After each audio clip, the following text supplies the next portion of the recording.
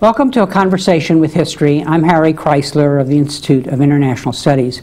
Our guest today is Robert Jervis, who is the Adlai E. Stevenson Professor of International Politics at Columbia University. He is a Fellow of the American Association for the Advancement of Science and a member of the American Academy of Arts and Sciences. He is a past president of the American Political Science Association. Professor Jervis's publications include Perception and Misperception in International Politics, System Effects, Complexity in Political Life and Social Life, The Illogic of American Nuclear Strategy, and most recently, American Foreign Policy in a New Era. Bob, welcome back to Berkeley. Thank you. Where were you born and raised? I grew up in New York City. And looking back, were you raised there also? Yes, in Manhattan. Okay. And looking back, how do you think your parents shaped your thinking about the world? Well, I think my parents, Manhattan, the school I went to, all were important. I mean, the milieu of that time, the 40s and 50s in New York, heavily Jewish, left liberal, not really red diaper baby, that is not communist, but left liberal. That was the dominant view, and involved in politics, if not running for office, but certainly campaigning, talking about it, reading 2 newspapers a day, arguing. That was the whole milieu. And you mentioned a school. Was this in high school? Or? Well, there's school people on the East Coast, ethical culture schools. Ethical culturism is Jewish Unitarianism, and the school was not heavily influenced by that, but it was leftist. I remember Pete Seeger coming and singing "The Banks Are Made of Marble," and I can now, I sort of sang along, and later it occurred to me, there's a political message there. I see. And so did you all, around the family table, did you talk politics, or was it just everywhere? No, well, it was both. I mean, we certainly talked politics, and whether I caught it from my parents or the other way, I was always interested. My almost first political memory is a false VJ day about a week before the war in Japan ended. And I remember sharply the next couple of years quizzing my parents about what we should do for Cold War things when an American plane was shot down over the Adriatic, saying, well, what should we do? Should we retaliate and all this? My parents probably thought this was odd, but they did encourage it. And it sounds like you got interested in international politics early. Yes, very early, from what was happening in, well, whether I actually read the newspaper at age 7, I don't know. But yes, I mean, the world was so fascinating. And in 4th or 5th grade, a couple of friends and I would put out a mimeographed, people won't know what that is anyway, like a Xerox newspaper, commenting on, I remember the Slansky trials in Czechoslovakia, that is, as the Soviets got their hold. I mean, for me, you couldn't escape the world, and if you wanted to, the world wouldn't let you escape. I mean, friends of my parents were called before McCarthy's hearings. That was a milieu that it was enveloping. And where did you do your undergraduate work? Then I went to Oberlin College. That was, I entered in '58, and I thought, having grown up in a big city, that I really should try a small town. No, mistake. I liked Oberlin, a very good education, but quite an experience. Yeah. And then on to graduate school at Berkeley. And I should have said welcome back at the beginning. Yes, it's always nice being back at Berkeley. I really love it. And what brought you came to Berkeley in the early 60s? Arrived in '62. Right. And partly, I mean, I had choice of graduate schools, and unlike students today, I didn't know a lot about the places, but I was attracted to Berkeley, part because it was 3,000 miles away from my parents, so I was close to, but still it was away. Depended, my college roommate, Andy McFarland, who went on again to his career in political science, had decided to go to Berkeley, and the fact that the San Francisco demonstrations in, what was it, 60 against UAC? Right, yeah, or late 50s, late 50s, yeah. 59 or 60, you know, I thought that would be an interesting place to be. Yeah. And when you were here, you focused on international relations, and who were your academic mentors who really influenced you, whether they were in IR or not? Well, I was really fortunate because I hadn't done a lot of research. In fact, the IR faculty at Berkeley, distinguished in their ways, were not doing stuff that interested me. Ernie Haas was, of course, the big figure and towering importance in the field and great integrity, but with all due respect, I just didn't find then and don't find now what he did terribly interesting. That is his subject matter. Yeah, the subject matter. Yeah.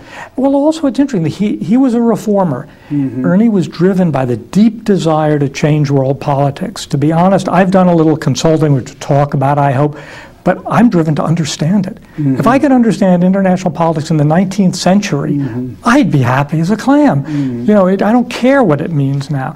Ernie wanted to change it and did it in odd ways. But Glenn Snyder was here for a visitor, and I took Glenn's classes, and he was my mentor, and I dedicated one of my nuclear strategy books to him and several others, and in many ways I owe a tremendous amount of my intellectual development to Glenn and the 2 years that we spent together when he was here. Let's talk a little about international relations theory and doing it.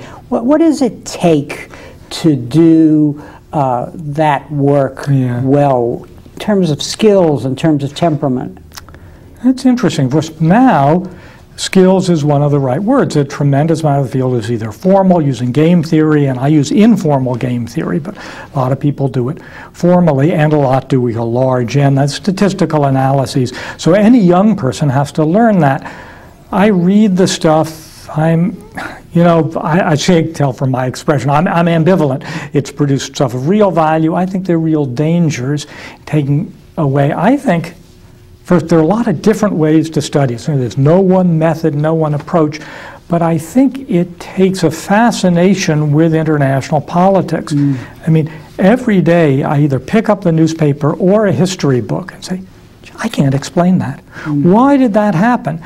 You know, what rules does that violate? And it takes, I think, a combination of thinking about particulars, but trying to think about the generalizations it fits with or can lead to or can contradict, and that playing back and forth between the particular and the general is what I think is certainly most productive for me.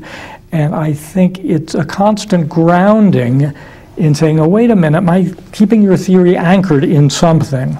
Now, I'm familiar with your work, and we'll talk about some of it in a minute, but I'm curious, given this background that you've just described, there must be a fascinating interplay between the theorizing you do and what's happening in the world, or what has just happened. Talk a little about that, and maybe give us an example of that, because I know, for example, you've done a lot on nuclear weapons. Let me give you two of my favorite. I mean, one is, what I've written about in the Misperception book, in other articles about the security dilemma, on essentially the extent to which a conflict can be seen as an irreconcilable conflict of interest in which a defender of the status quo, to be crude about it, has to use threats and threaten force. Deterrence, it's called, versus what I call, they're drawing on others, I am not original in this, in the spiral models. Okay, well, basically, this is what I grew up with. When I asked my parents in 1947, the Russians have shot down this plane over the Baltic, claiming it was a spy plane. How ridiculous that we would spy, of course not. But leave that aside. You know, what I was asking then was the same question, so that I'm still driven by those questions.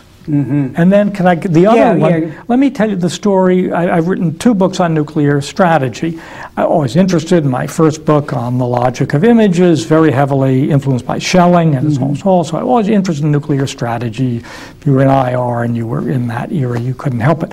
But I started consulting for CIA in the late 70s, and partly on stuff on Soviet Union, but I had a friend better not use his name because he could get in trouble anyway, but I'll tell you later, who was in the Pentagon at that point, a former student. And I went over to see him and said, now, this is not in my area, but I know that the administration pushing the new missile, the MX. I can't figure it out. Give me the justification. Pulls a paper out of the drawer. I read it and I say, are you censored? I say, this is a bunch of crap. This is ridiculous. So he puts it back. Says, all right. Digs down deeper. Pulls out another paper. And so I get back to him and said, okay, this is better. It's still no good. Doesn't answer the fundamental questions. And he said, Bob, you have just read the most sophisticated paper in the government on this. This is so sophisticated it won't leave program analysis in the Pentagon. And here I was 37 years old. I'd studied this. I was shocked. I really thought maybe they were wrong, but they knew what they were doing.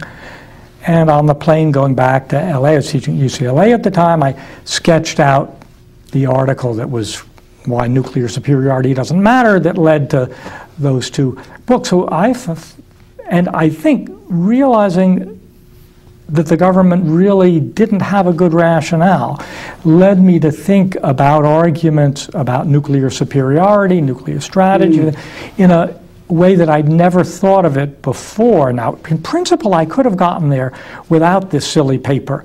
But, it really, for me, the constant engagement with what are the issues, what do they mean, and then taking it to a level, if you've gone deeper or higher, than you get from the even intelligent discourse. So it sounds like there's a real continuity in your life. Yeah. Because if you were doing this when you were 7 about events absolutely. in the Cold War and so on, and it's really the keeping that momentum, and of course the subject matter will change. So tell us a little. I don't have all of your books here, but let me show one: Perception and Misperception in International Politics. What got you interested initially in this whole question of the way we see the world? Obviously, it's pivotal for understanding international politics. Yes, and I got into it backwards because, again, my interest was the Central Cold War arguments. And at this point, 64, when I'm starting this, I'm pretty much of a hawk. But anyway, the arguments on the other side were called the spiral model, were done by social psychologists, built partly on the security dilemma, but heavily on misperception.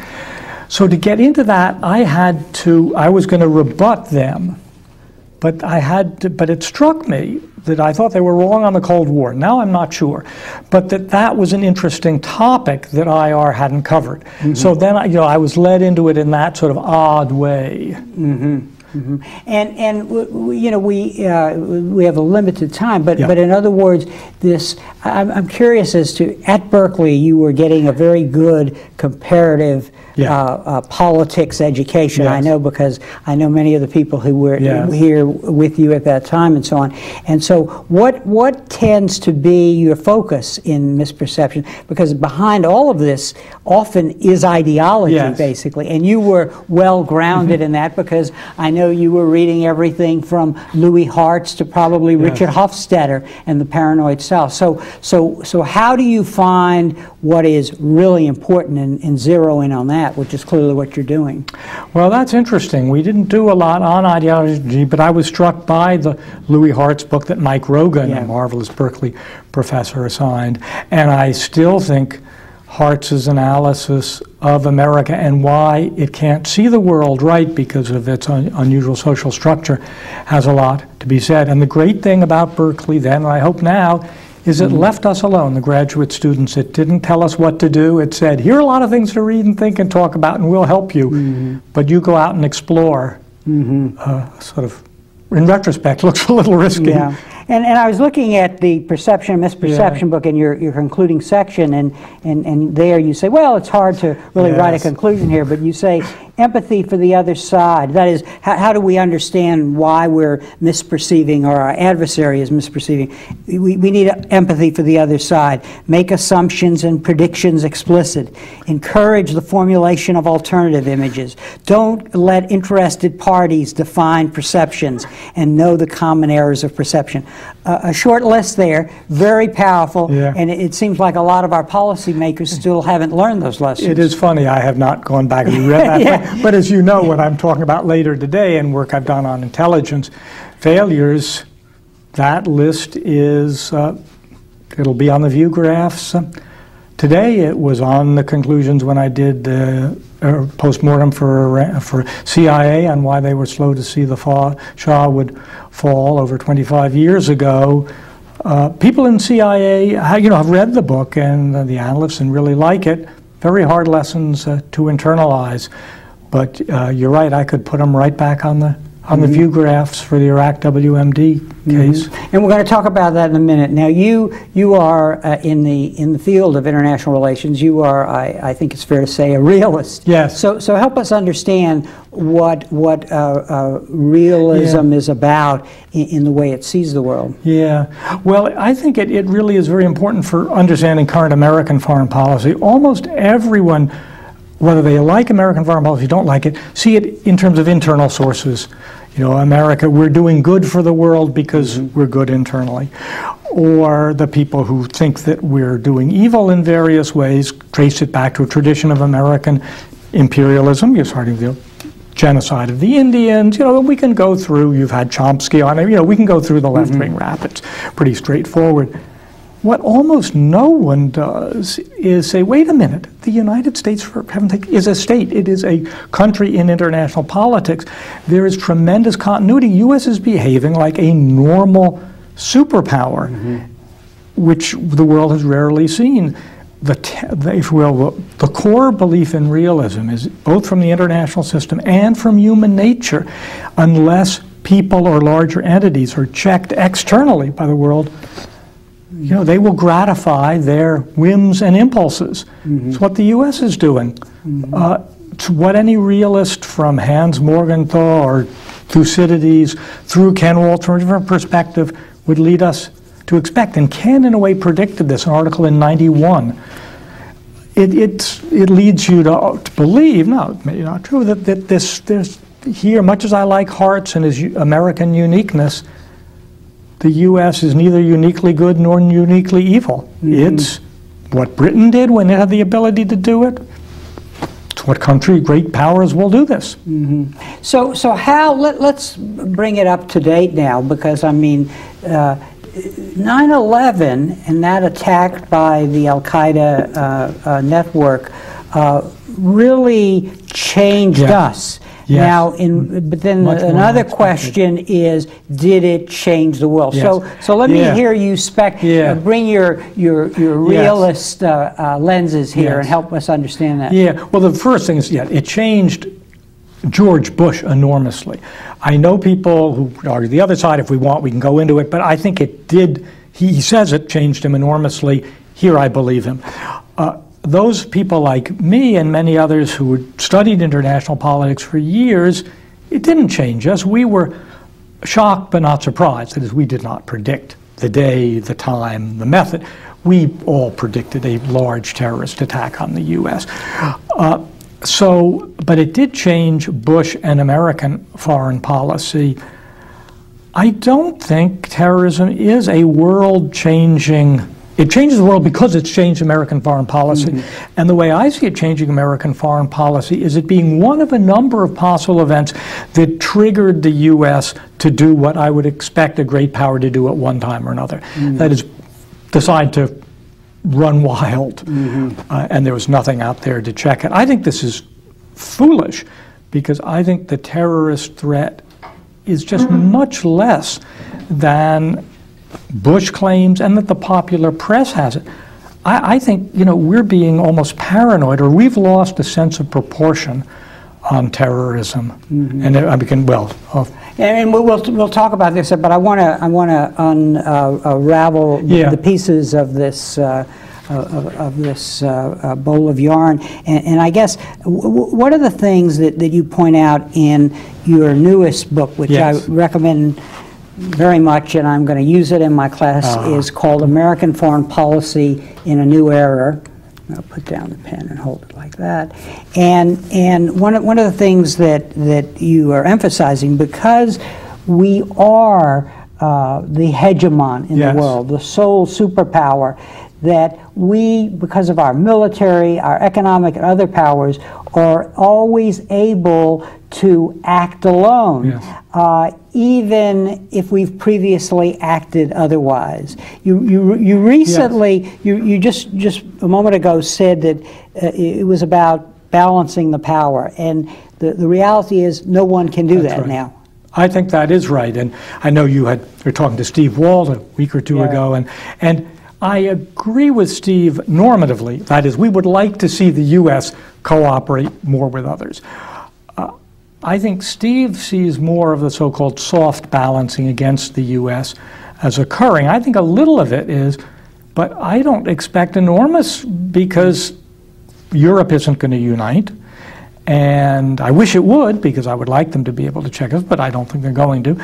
And then the others all face a big public goods problem. And I don't think anyone, I mean, not the U.S. can do everything, but we're not going to face the same external checks that other countries have, and that's very dangerous. And I think 9/11, it was almost like, as I say in the book, an accident waiting to happen. That is, we were in a situation where there were fewer external restraints than ever been true in the world.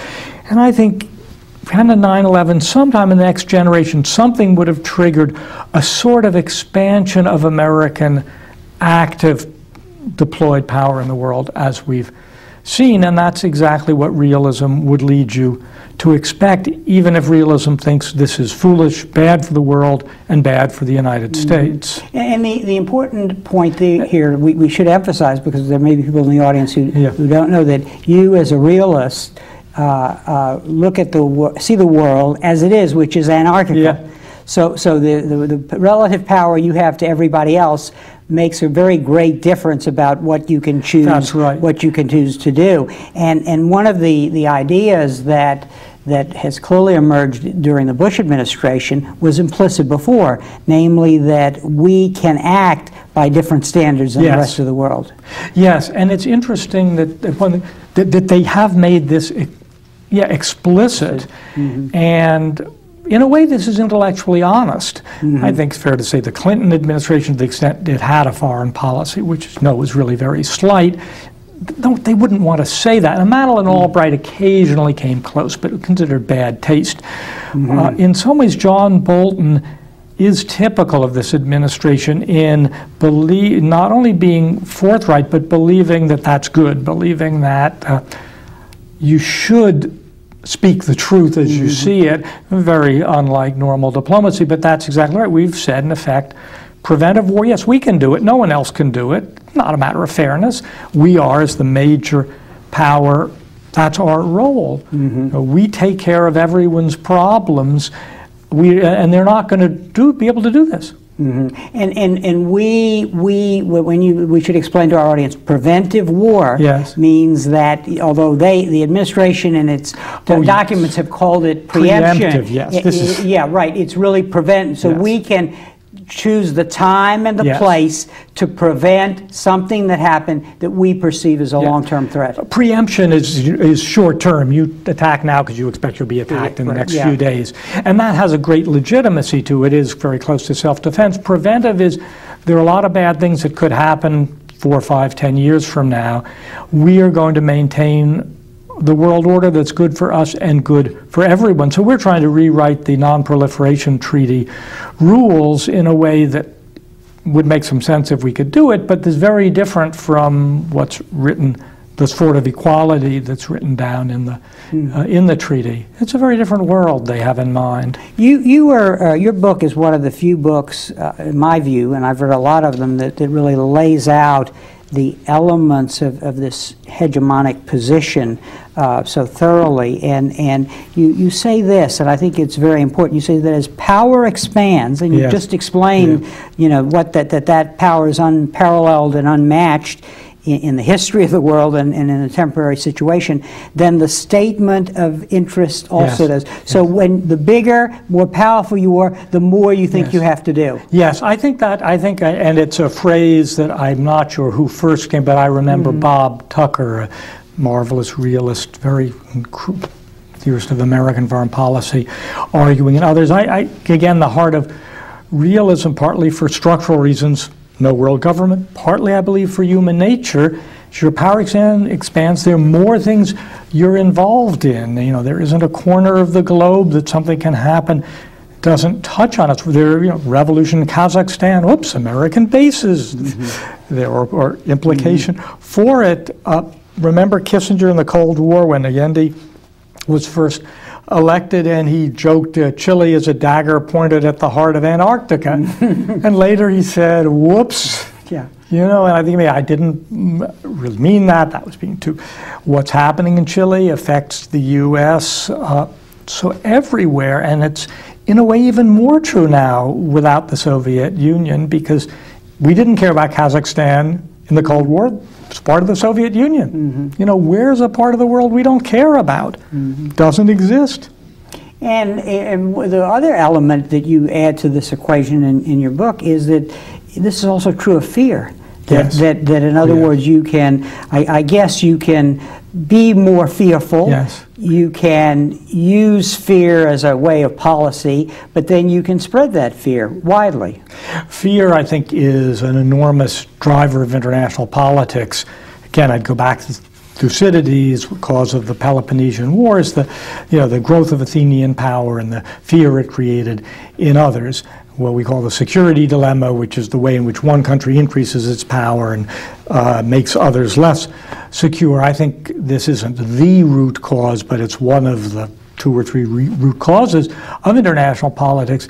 And you really, living in New York especially, but you saw fear and what it did and what it does. I think you saw the Bush administration both feel it in their gut, partly because there were all the stories about nuclear weapons planted in Washington. None of us knew this, but I've heard enough now. I don't know the sources, but they really did believe it. So they felt the fear in their gut, and then I think they did manipulate it for their own purposes.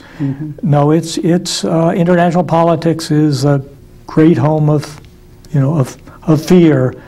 And I want to pick up briefly on this fear, because it must also be important that actually the Pentagon itself was under attack, and they did not know if the next target was the White House. Yes, that certainly. So there's a personal element here beyond everything that they had prepared for by all the different roles they had played in national security. So I guess before we go on to talk about their response and whether how a realist would grade that response, I want to ask you, because I want to go back to this business. I want to draw on your education here at Berkeley and ask you, to what extent are there elements in our political tradition that make us more susceptible, as an additive to this broth that we're cooking here? I think there absolutely are, at least 3. One, separation, probably least important but not true, separation of powers. President always has to persuade Congress, and Ted Lowy, a famous political science, written very well on that. It leads to what Ted called overselling problems and overselling solutions. The second tradition is our previous geographic isolation. Very different. We didn't live in world politics until 1945. I think it tends to make us lose perspective more. And there's, I think, more American nationalism and unilateralism So I think those magnify. Yeah. Now, I guess, you know, in looking at the misperception book that we were just talking about, some of this is about pulling out to consciousness things that are latent and that are not there. What is the problem in this? Is it the hegemon, or is it the American hegemon that has such difficulty in understanding a lot of what we were just been talking about? I can't fully answer. I mean, my book, I started when I was working on some of these. I remember a conversation with Steve Krasner, who at that point was in policy planning staff. Who's now in policy planning. And now that's right, he wasn't in insanity, now he's head of policy planning. Very close to Condi Rice. Steve's a marvelous political scientist. Professor at Stanford. Yes. Unfortunately, I tried to hire him at Columbia. Right. Anyway, but I was talking to him in the fall of 2002, when it was clear to me that we were going to invade Iraq. And I said, this is crazy. And Steve got upset. I mean, right? And he said, no, you can say we're wrong, but not crazy. And I thought about it quite a bit. And I think there's a lot to that. I mean, when I say it's crazy, it means it's uniquely to either Bush, and we can come back to that, or the U.S. And what I'd interpret to Steve's one-word thing about being wrong is more what I've talked about so far, that no, it's what countries do in these situations. And I do go back and forth. I started on the uniquely American, but the more I thought of realism, I came to stress the, if you will, general. And so you're agreeing with Steve? Yes, I am. I am. I think the the American things, and Bush himself, personality, certainly magnifies it. You know, I'm giving you an explanation I don't like. I've got too many factors explaining the same outcome. I think they are both involved, and I do see, though, if you will, the structural as the foundational, but I think there are unique things about the United States that make it even worse. But some of the behavior of the European countries, in a very mini way, a micro way, parallel the United States. So, and the reason I stress the realism is I think so many people see this explain what we're doing in American terms, and I just think that not that's wrong or important, but it's a wrong way to start.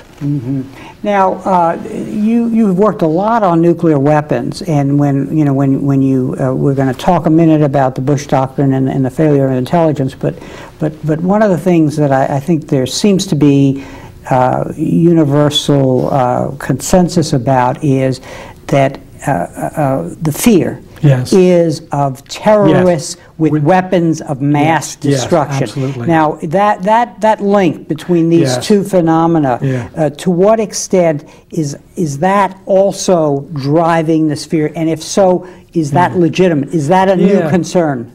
Yeah, I think it is very important, because what you've got to start with is implicit in what you said, but I want to say it, which is terrorists without WMD. I don't want to say a nuisance, seems like it's debasing the memory of the 3,000 who died. But it is a nuisance. The number of people who died on 9/11 is the number of people who die in less than a month of auto accidents. It's a terrible thing, something you work on, but it's not a driver of American foreign policy. It's a cost of doing business. The only way you can, what you said about the link WMD is right, but isn't all WMD. You really can't do it with chemicals. Anthrax, you can really stop that if you get detectors. It's only communicable biological agents and nuclear weapons. And it isn't even a dirty bomb, because a dirty bomb won't kill many people. Dirty bomb in New York would be terrible for me, because it would ruin what I'm passing on to my children, which is the value of my apartment, which is on Fifth Avenue, not in a fashionable part of Fifth Avenue, but does overlook the park nevertheless. And it won't be worth anything if there's a dirty bomb. But dirty bomb won't kill many people. It panics people. The real fear for deaths, obviously, are terrorists with real nuclear weapons. And one of the many shames of this administration is it hasn't worked that problem right. The main source of nuclear weapons are loose nukes in Russia. And this is one of the things the Clinton administration did pretty well. And the Bush administration did not put the priority on that, has not put it on. That is the linchpin. It is a horrible scenario. But we should remember that even this horrible is nothing like what you and I grew up with. That is, in the Cold War, if there were a war, the end of civilization. Even a terrorist nuclear bomb is, a horrible thing, but it is not anything like the end of civilization. It's probably less than the tsunami, maybe kills fewer people than the earthquake in the subcontinent. I don't in any means want to say we shouldn't worry about it, but I'm not sure even that should be the driver of American foreign policy. But it sure as hell is one of the top things you worry about. Now, let's look at the responses of the Bush administration to these events, and in particular, what became known as the Bush Doctrine. So let's put on our realist IR cap and help us understand what you see as the assumptions of that doctrine and whether it merits an A or a C or what grade. Well, there are, I think, several elements, and I want to save one of the most important for last, because several of them fit with realism. And preventive war, I think they've carried to an extreme, but sort of it's a traditional realist thing. Act now while you can, it'll be harder to act later. The unilateralism has roots in America, but is, again, understandable given the structure of the system. The attempt to spread one's form of a form of order and discourage peer competitors, by which we mean not only China but a united Europe, standard realism. I think those are good things that this administration has carried to an extreme. I don't think they were needed. I think a more cooperative approach would have done the trick. But the other element is the one that boggles the mind of any realist, but it's very American, and that is spreading democracy around the world. This is anathema to realists. That is not that realists don't like democracy, but they believe the international system is very important and that countries react to the system, the external environment, much less to their domestic environment. So realists believe, by and large, that democracies aren't going to behave that differently from non-democracies, and also tend to believe you can't spread democracy by force, and also worry if you make Egypt a democracy, be careful of what you wish you may get it. That is, it's like to be some sort of, quote, Islamic fundamentalism. So, and realists, this drives realists up the wall, including me. And to help our audience understand this, realists see the units in a way as black boxes. Yes, billiard balls is the phrase. Yeah, billiard balls, right. And what that means is that the color of the billiard ball does not matter. That's right. in winning the game. What matters, and I guess here we'll have to move the metaphor along a little further, is that it's your relative standing, what you're able to do to them, whether you're able to balance their power, what sort of threat they pose. That's right. But that doesn't matter whether you're a democracy in the Middle East or whether you're a dictatorship. That's right. Exactly. I mean, obviously the schools of thought become straw men, but they're useful straw men because they get in important things. Realists look at the Cold War and said, Soviet Union and the U.S., Soviet Union's immoral deeply, and the U.S. much less so. But their international forms of behavior are very similar. Vietnam, Afghanistan, the nuclear strategy is the same. They use covert action. You name it, their international behavior is very similar. So there's a democracy. I mean, the other side of the coin, Bush says, we must abolish evil in the world. And he said that in the first speech after 9/11. Realists think we're never going to abolish evil. Evil is partly because you don't have to believe our Bible. Most people have impulses for evil in them. DNA, unless we get genetic reconfiguration, that's going to be there. The international system encourages this. And furthermore, the attempt to abolish evil is going to make the world much worse, and democratic regimes do evil all the time. So what are the basic contradictions here in this policy? Well, I mean, clearly we've made clear that it doesn't fit with the way the world works. I think the doctrine does have a real contradiction, and I think contradiction does matter. It doesn't bother only us theorists. And I talked to one person who probably should be nameless, who had a mid-level position in the administration, again, in the fall of '02, and I said, I understand these three elements, but the first one in this security document just been issued is democracy. And he said, oh, Bob, no one around here takes that seriously. Well, he was wrong.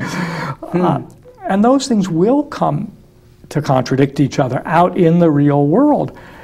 Now, most of us were surprised that the U.S. has pushed democracy as hard as we have in the Middle East. And we haven't pushed on Pakistan yet. But we could easily get to a position where that does contradict the other elements.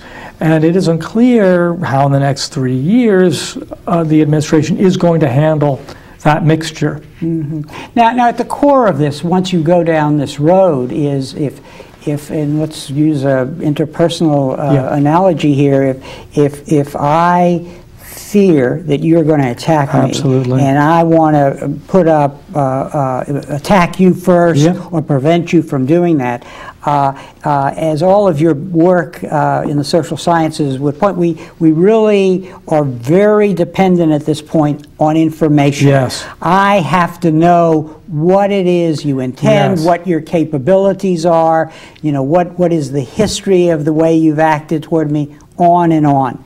So as soon as you go to the public and say, this is about weapons of mass destruction, and we know that the administration did that according to Paul Wolfowitz. He told Vanity Fair, we did that because there was the greatest consensus in the government. But once you do that, you have to act on information. And so you have to gather that information, which leads us to the other big problem here. Yes, and just as you know, but the background I consult for the CIA. I want to say that clearly because some people think you shouldn't, which is fine, but I believe if you can talk about it, it's legitimate, and I don't want anyone saying, oh, he tries to keep covered what he does. So I have looked at the WMD issue in the Iraqi case, for the CIA, and in fact most of the story is public and through the government reports that are either a whole or in part declassified, and I'll have an issue coming out an article coming out in Journal of Strategic Studies that has things. But when you step back for the specifics on what was wrong, and the main thing I think that hits you time and time again, why the information was so bad. It's very, very hard. I mean, that I think has really got to be the starting point. You'd think it's sort of first easy to find a country of nuclear weapons. Well, it isn't. They're trying to keep it secret often, or they're trying to bluff you.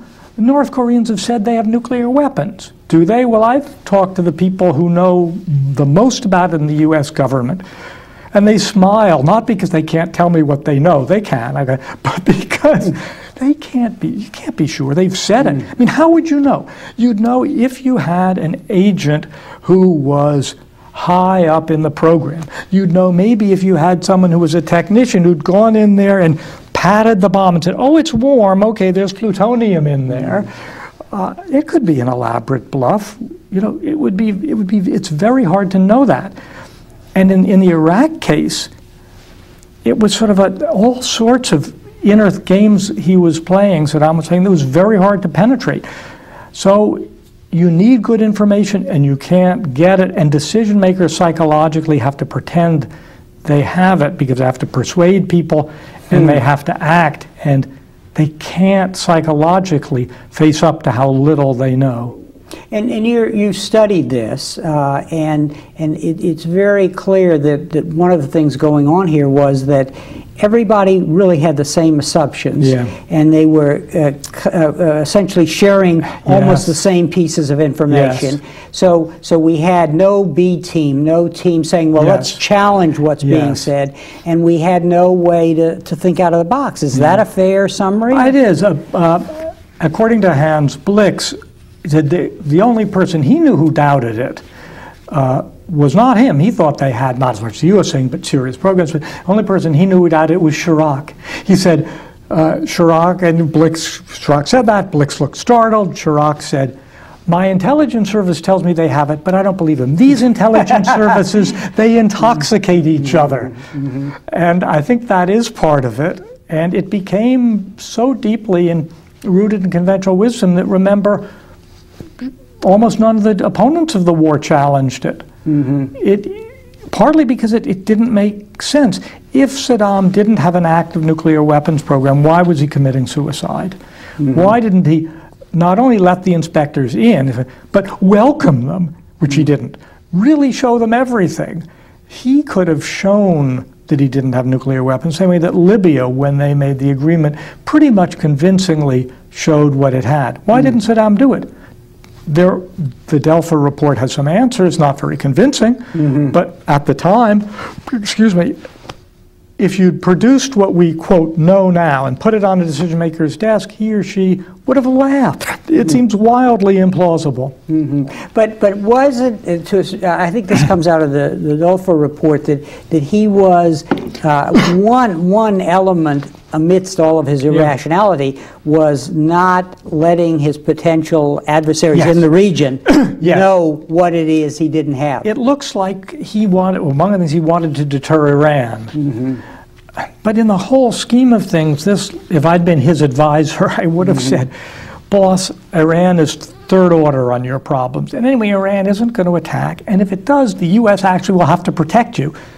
So the idea that he would do this to protect from Iran partly shows how cut off from reality he was. So the intelligence made a lot of errors, which I'll do for the session this afternoon and to my article.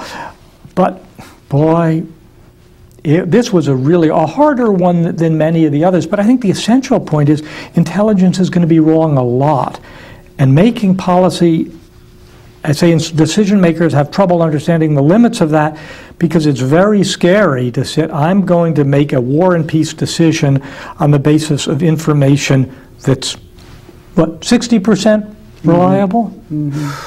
Now there's an irresponsibility here within the political system, if not solely in the Bush administration, in the sense that, well, first of all, if they had said, well, we're going to go in because democracy works, then they wouldn't have needed the intelligence, because there was you point that out. So you would not have to have the evidence. Then if you also point out that if Bush had been honest and said, well, look, we really don't know this, but because of 9/11, I'm really worried. This is my job. But he didn't do that. So now what everybody in the political system seems to be doing is looking for a whipping boy, so that they are not accountable when the next election is held. Is that fair? I think that is. Now, maybe because I do consult for CIA on a number of things, I have perhaps excess sympathy for them. But the Senate report, which really rips them up one side down the other, overdoes it. I mean, there are real things wrong, but the CIA is a marvelous whipping boy. First, it can't fight back because they're not allowed to go in public, and it's great for Bush. The Democrats can dump on them. Everyone likes to, so they're everyone's favorite whipping boy. It's sort of frustrating for them.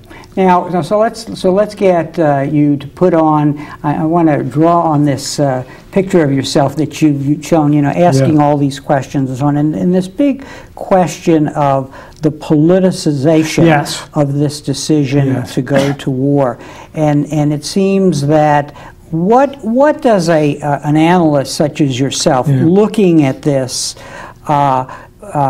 What was it about the administration and what it was doing that created a perception of imminent threat, or was that an impression that they just created, or did they actually believe that? Even if you don't have the definitive answer, help me understand how you would try to sort this out if you're going to write a paper in a few years. Well, that's very, clearly they created the view. They very consciously, as many people linked 9/11 and Saddam in ways that were extraordinarily clever. I have a whole file on this. It's really brilliant the way they did this. I think totally dishonest, but really brilliant. Brilliant in the sense that when you say, well, when you say to them Saddam and 9/11 aren't linked, they could say, we never said they were. But they use 9/11 and Saddam in the same sentence. They would make paragraphs that moved from one to the other.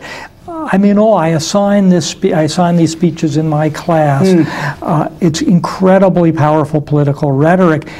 And we know that right after 9/11, the public opinion showed that public didn't see any connection, and that as Bush and his colleagues put out the line, it was believed. So this was an extraordinarily effective selling job. We know also they pushed intelligence hard, not on WMD, they didn't need to. That's where a lot of the critics get things confused. Where they pushed very hard was on this connection. And we also know the connection between Saddam and Al-Qaeda. What we also know is that CIA said no. No, they mentioned, came back and said, look at this, and they said no. And I believe CIA, and now I could say that the National Intelligence Officer in charge who just left the government, political science PhD, named Paul Pilar, who led this, refused to cave. They said there is no evidence for this. The things you point to are dribs and drabs, they're unconvincing, so they stood up to that, but of course they couldn't make this public. Did they believe it? I guess where I come down from my psychology, not so much this book, but later book, is what we call motivated bias. They talk themselves into it in a way in which I think it will be very hard to unravel what they, quote, truly believed. I have an article coming out in Political Psychology about sort of sincerity of beliefs. It's very hard. I don't think the document trail will tell us, and they won't tell us, and they won't even know a year later what they believed.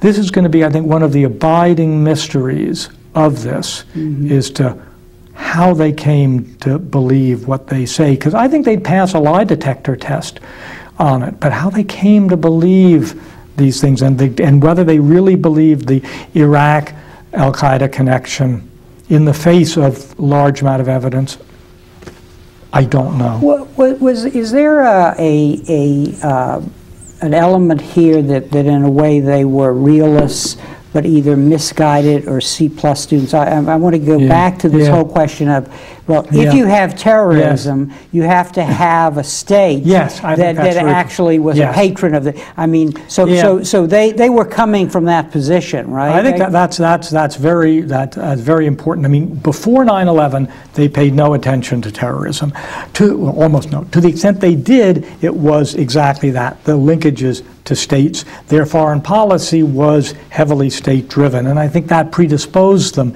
to see state sponsorship, and that although Bush abandoned a lot of his pre-9/11 views, that one may have stuck with him. But really, Iraq remains a mystery, and my terrible fear is that the next generation is going to believe we fought Iraq for oil and Israel. And I do not believe that is true. I can't say I could disprove it. I don't believe it. But looking back, people are going to say, well, it can't have been WMD. They weren't. I don't believe that they believed the Al-Qaeda connection. Could they really believe that we could transform the Middle East, by this? Say what's left. And I think that will produce, I think it's a wrong explanation, and produce a sort of cynicism that isn't helpful. But I bet in 10 years, that'll be the conventional wisdom. To what extent do you, I think what I'm hearing you say when we look at your structural argument about these are what one could expect from a hegemon, to what extent was this group, whoever they are, the nationalist conservatives or the neocons, this group of people that Bush gathered around him, to what extent were they a major break with the foreign policy tradition that had developed since the beginning of the Cold War? Yeah, it's a very interesting question. You had my friend Clark, and he's interesting on it. That it's a mixed picture. I mean, the spreading of democracy does have deep roots in the U.S. and again, Wilsonianism, but and Reagan was an important part of Reagan. Reagan's view of the Soviet Union changed not as its foreign policy changed, but as he saw the cracks opening domestically. So in that way, I do believe they pick up on this. But there was, I believe, a deep pragmatism in the Cold War, and always a fear that the American public would get too riled up at various stages, and a realization that you moved incrementally and that you didn't try to abolish evil, and in the end, evil collapsed itself. And in that way, I think they are a break. And one of the things, though, that's very hard to understand is Cheney and Rumsfeld, because they're children of that era, and you know, they're the ones that are particularly puzzling. Can we bring in your argument from before, namely that internationally there's no balancer, and then if we take the realist argument and apply it domestically, which may not be appropriate, well, there's no balancer in terms of especially after 9/11, no opposition party or group saying no. Yes, I think that is part, and I think that's why I don't think Gore would have invaded Iraq, but I think eventually, given this, the U.S. would have done things that were most unfortunate. But sort of Cheney and Rumsfeld were both well experienced in the Cold War, and in a way had sort of, I thought, some forms of moderation drilled in. But no, I think it partly is this. It's a situation of, in a sense, combination of fear and opportunity. They did have fear for the, and even if they half made up the Al-Qaeda connection, they could at least say, disprove it. Well, you can never disprove it. So I think there was a strong element of fear, and this combination of fear and opportunity, right?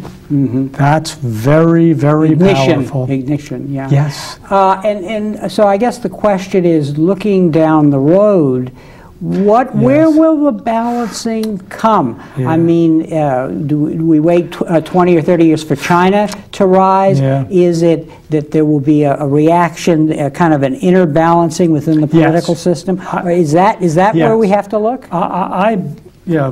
Someone who's it again, Yogi Berra, my favorite one. You know, prediction's difficult, especially about the future. But yes, I think the Bush doctrine will collapse.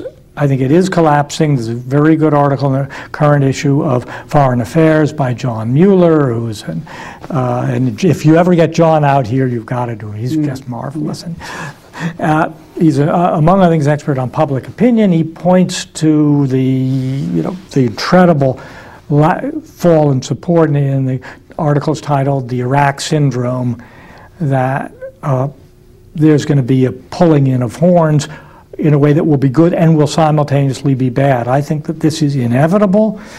I think we probably are not going to stop Iran from getting nuclear weapons. We could set them back another 10 years by bombing. I don't think we're going to do it, but I can't be sure.